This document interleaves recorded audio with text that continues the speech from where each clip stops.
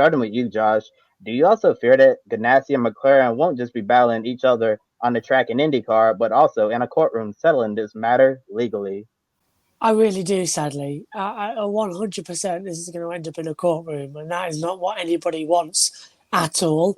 If they This is tricky because if it's in the contract saying that Alex Palou is required by Chip Ganassi in 2023 that they have a claim on his services for that following year, then he signed that contract.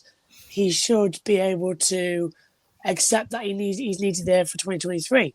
But if there's a breakout clause where he can move to another team, like say Chip Ganassi had to activate that by the end of June, didn't until now.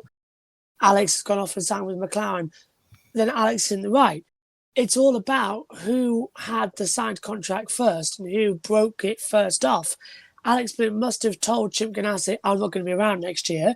From his point of view, he's told us that he has. Chip Ganassi has said, well, we're executing our right as is in the contract, that you're going to be there. The only way I can see this working out for McLaren and Alex Palou for them to drive with each other next year is for McLaren to buy out the Chip Ganassi contract. And what's Chip Ganassi's famous saying as well? Everything is for sale. So even his drivers are as well. So this is going to probably end up in the court. He'll probably end up with a settlement and he'll probably just get some cash to Chip Ganassi Racing. It's not ideal because this is actually now, I think, going to put a lot of stress between Alex Palou and the Chip Ganassi team as well. And going in for still 4 or 5 races left in this season, it's not a very good look on everybody's part. A bit embarrassing, but if it's even an IndyCar seat, that's the question as well, because there's War Endurance, there's Formula E and Formula One, all still to play for. It is a whirlwind right now, and there's so many IndyCar drivers who are now McLaren drivers. It's a bit weird. Josh, I'm glad you brought that up because one of Chip's other famous sayings is, I like winners. And what was that number 10 team in IndyCar after Dario Franchitti retired? They won one race with Tony Kanaan, who, by the way, is a 500 winner, IndyCar Series champion, so he's no slouch. But he mostly struggled to keep up with Scott Dixon. While Scott Dixon was going off and being Scott Dixon, he was winning races and won 3 championships in the last handful of years since Dario's retirement. They won one race with Felix Rosenqvist, and then Palou gets into that 10 car and wins a championship. His first season with the team. Now, it's very surprising to me that Palou and Ganassi would not want to extend through 2023, so I suppose it's no surprise that Ganassi would be willing to put out a statement like this. But you think of who was in that 10 car before: Ed Jones, Felix Rosenqvist, obviously Tony Kanaan, and all these drivers in that car. Palou has easily been the most successful in that car since Dario Franchitti. And I've got to say, the Jay Query tweet to me is incredibly, incredibly strange.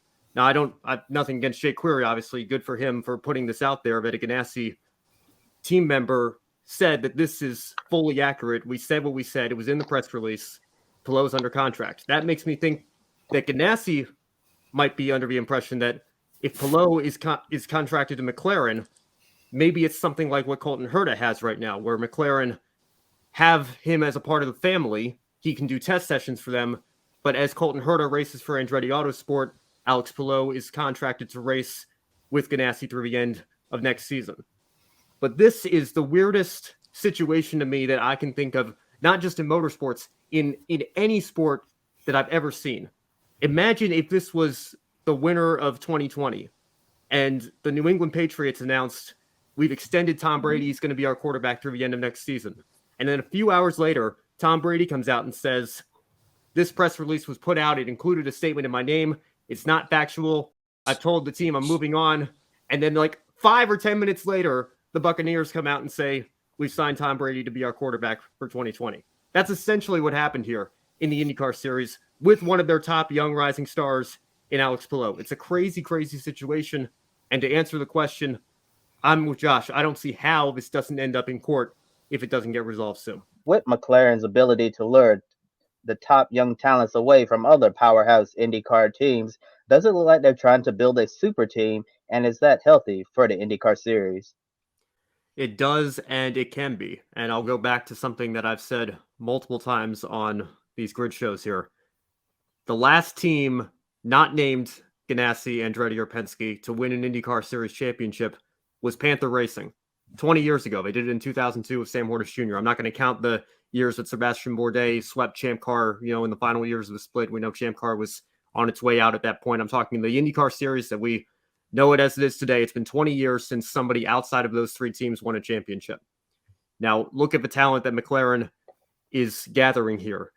Alexander Rossi, I know he's had a down couple of years with Andretti. Clearly, it's time for them to move on and go their separate ways. But if he can rekindle some of that magic from 2018, 2019, don't count him out as a championship contender, obviously. We know Alex Palou can win a championship. He's a defending champion just this year. It would be very beneficial, I think, for the series to have a name like McLaren in it and competing for championships. And by the way, they already have that. Pato O'Ward nearly won the championship last year. He was in contention all the way down to the final race. But to have McLaren have this much of a say in terms of who the top talent and top drivers are, to break up that big three that we've been talking about for the last 20 years now in the IndyCar Series, and have it be a name like McLaren, I think that could be huge for the future of the IndyCar Series.